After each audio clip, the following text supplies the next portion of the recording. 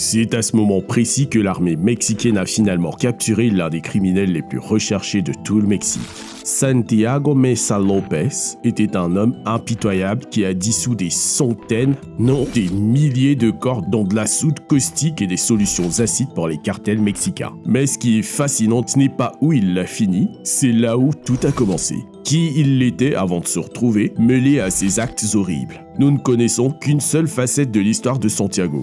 Il y a un autre côté qui nous parle d'un homme qui avait un travail normal et qui vivait une vie normale. Alors, comment en est-il arrivé là? Plus important, sera-t-il réellement libre en 2022? Je veux que vous soyez à la fois juge et jury dans cette affaire. Alors, attachez votre ceinture et rendons notre verdict.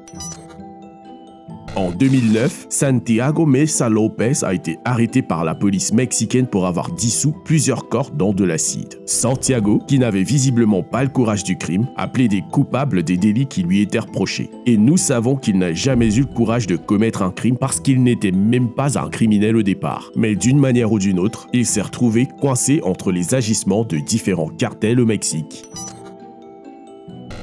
Tout a commencé en 1996 lorsque Santiago était agriculteur à Tijuana, en Basse-Californie au Mexique. Il a travaillé pour l'organisation Arellano Félix, une fraction du cartel de Tijuana. Il savait évidemment qu'il travaillait pour des personnes très dangereuses, mais cela ne le dérangeait pas. Il faisait son travail et ne prêtait aucune attention à ce qui se passait. Mais, un jour très sombre, tout a changé. Les chefs de la fraction Arellano Félix, Efraín Pérez et Enedina Arellano Félix, ont convoqué Santiago pour qu'il vienne vérifier une expérience qu'il menait dans le désormais célèbre endroit appelé le Poulailler. Santiago, qui n'avait aucune idée qu'il allait littéralement rencontrer sa perte, est allé vérifier cette expérience mystérieuse. Une fois arrivé sur place, il a rencontré des hommes au hasard qui versaient des litres d'eau dans un tambour. Efraín a alors ordonné à Santiago Mesa Lopez de déposer une cuisse de bœuf crue et de la remuer jusqu'à ce que la cuisse de bœuf soit complètement dissoute dans la solution. Santiago a remué et remué pendant 2 heures avant que toute la cuisse de bœuf ne se dissolve.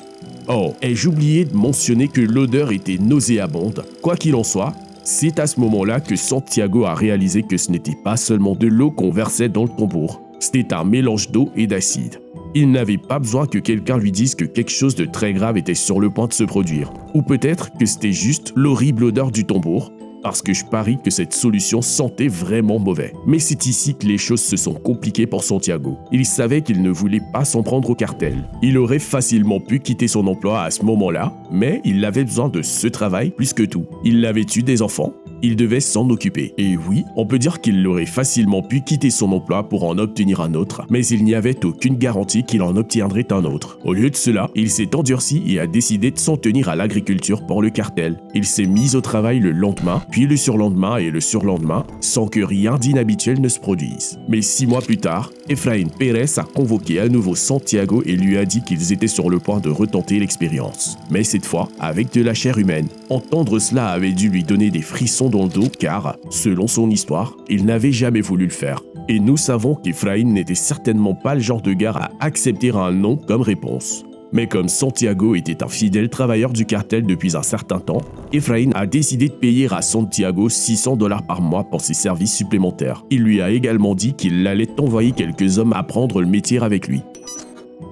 Santiago se trouvait face à un énorme dilemme. Il pouvait soit dire oui à ce nouveau rôle et se joindre aux horribles relations du cartel, soit dire non et peut-être prendre une balle dans la tête sur le champ. Il l'a accepté, par peur de perdre la vie et par désespoir de gagner plus d'argent. Et c'était tout. C'est à ce moment-là que Santiago est devenu une version miroir de lui-même, vendant son âme et sa conscience pour de l'argent. Les tueurs à gages du cartel ont emmené le premier corps dont Santiago et sa nouvelle équipe devaient s'occuper. Selon la déclaration de Santiago, il se souvenait d'avoir déshabillé la victime, laissant tomber la victime dans le bidon d'acide avant d'allumer le brûleur à gaz pour qu'il boue toute la nuit. En mettant cet homme sans vie dans le tambour, Santiago se sentait comme un meurtrier, mais alors qu'il reprenait son travail agricole le lendemain matin, tout le monde se comportait comme s'il n'avait pas fait bouillir un putain de cadavre la nuit précédente. Une semaine s'est écoulée et personne n'a rien dit. Ni Efraín, ni ses tueurs à gages. Personne. Au bout d'un mois, Santiago remerciait ses étoiles en pensant que ce n'était qu'un travail ponctuel pour le cartel. Mais 2 mois plus tard, il reçut l'ordre de dissoudre son deuxième corps. Le cartel savait qu'ils pouvaient lui faire confiance. Ils ont attendu si longtemps avant de lui remettre son deuxième corps parce qu'ils pensaient qu'il rapporterait ce qu'il avait vu aux autorités mexicaines. Mais Santiago n'était pas un rat. À son tour, il était devenu un membre clé du cartel d'Arellano. Le poulailler n'était que l'un des 10 endroits dans lesquels Santiago travaillait. Il dissolvait au moins 30 corps par mois et emportait la pâte dissoute dans des tonneaux à des endroits aléatoires pour les éliminer. Santiago était en affaires et les affaires allaient bien. Aussi bonne que soit cette solution, toutes les parties humaines n'ont pas été dissoutes. Après avoir dissous les corps dans la solution, de minuscules fragments d'os, des morceaux de dents et parfois des ongles humains ont été laissés sur place. C'est de là que Santiago reçut le surnom d'El Pozolero, dérivé du mot espagnol pozole. Le pozole est un ragoût mexicain traditionnel à base de hominy, de viande et d'autres condiments. Le fait de remuer les cadavres à mesure qu'ils se dissolvent ressemblait à remuer un pot de pozole en feu. Maintenant, j'ai juste envie de manger du pozole.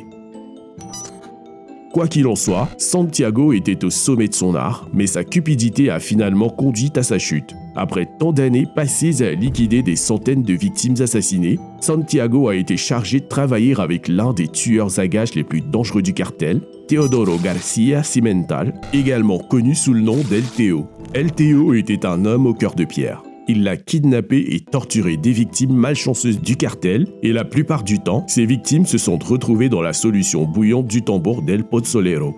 Mais vers 2008, El Teo avait eu des retombées avec le cartel d'Arellano, apportant ses compétences indispensables au cartel de Sinaloa. Le problème, c'est qu'il avait emmené El Pozolero avec lui.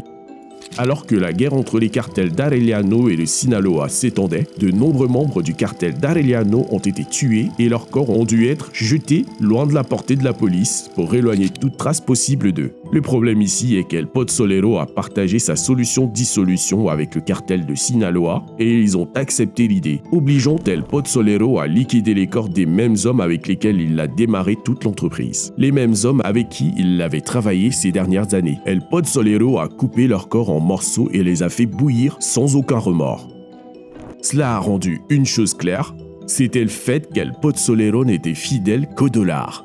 Alors, comment a-t-il été arrêté? Son arrestation en 2009 était un plan réussi du gouvernement mexicain qu'il suivait depuis 2005. 2 tueurs à gages du cartel d'Arellano ont été arrêtés pour meurtre et pour réduire leur peine, et ils ont parlé aux forces de l'ordre du chef d'une équipe de nettoyage connue sous le nom d'El Pozolero. Ces tueurs à gages ont donné une description très détaillée de ce à quoi ressemblait El Pozolero, faisant d'El Pozolero une cible très médiatisée dans plusieurs pays. Il a même été désigné 20e homme le plus recherché par le FBI. El Pozolero a réussi à rester caché pendant 4 ans avant d'être finalement arrêté de la pire façon imaginable. El Pozolero, El Teo et d'autres membres du cartel de Sinaloa avaient organisé une fête sauvage dans un petit quartier quelque part à Tijuana. Cette fête sauvage a duré des jours, attirant l'attention des habitants. L'un des habitants a ensuite informé la police de la présence de membres du cartel à la fête et quelques heures plus tard, l'armée mexicaine fit irruption sur les lieux pour effectuer une descente. Mais parmi tous les membres du cartel, seuls Santiago et 2 autres ont été arrêtés. Avant l'arrivée de l'armée, El Teo et environ 30 de ses hommes ont reçu des informations sur des véhicules militaires approchant de leur emplacement. El Teo s'est donc enfui immédiatement avec les hommes, laissant derrière lui El Pozolero, ivre jusqu'à la stupeur. Et le 22 janvier 2009, Santiago Mesa Lopez est finalement arrêté. Mais moins de 24 heures plus tard, un groupe armé d'armes puissantes avait attaqué le commissariat de police où était détenu Santiago Mesa Lopez, mais n'a pas réussi à l'en faire sortir. El Pozolero avait avoué avoir fait cuire plus de 300 corps, mais au fil des investigations, plus d'1 millier de parties de corps ont été découvertes dans leur zone de dépôt. Du poulailler, environ 16 500 litres de corps dissous ont été extraits des drainages et environ 14 000 parties de corps non dissoutes ont été trouvées dans d'autres zones de dépôt par El Pozolero et son équipe. Ce qu'il avait fait était ignoble. Et puisque c'est vous qui êtes juge ici, quelle peine auriez-vous infligé à cet homme? Pensez-vous qu'il méritait de mourir dans le même acide bouillant qu'il contrôlait depuis des années? Quelle que soit la phrase sévère que vous avez dû concocter dans votre esprit, en 2012, Santiago Mesa Lopez a été condamné à seulement 10 ans de prison pour son implication dans le crime organisé et les enterrements clandestins. Il n'avait pas été accusé de meurtre car techniquement, il n'avait jamais assassiné ses victimes. Elles étaient déjà mortes. Bien sûr, il a peut-être commis quelques meurtres ici et là, mais il n'y a aucune preuve à l'appui. Une autre raison pour laquelle il n'a été condamné qu'à 10 ans de prison est que les enterrements clandestins ne constituent pas un délit grave au Mexique. Santiago devait sortir en 2022, mais pour une raison quelconque, il n'a pas été libéré. Peut-être que l'accusation a de nouvelles charges contre lui, et peut-être allez-vous aimer cette vidéo, vous abonner à notre chaîne et activer les notifications de publication pour ne manquer aucune de nos nouvelles vidéos. En fin de compte, je veux que vous jugiez la vie de Santiago. Mérite-t-il d'être libre, étant donné qu'il avait été contraint à cette vie de crime ? Mérite-t-il de pourrir en prison pour avoir anéanti ses corps de la pire des manières possibles? Faites-moi part de vos réflexions dans la section des commentaires. En laissant vos commentaires, jetez un coup d'œil sur cette vidéo qui s'affiche sur votre écran. Elle est tout aussi géniale. Alors, retrouvons-nous là-bas.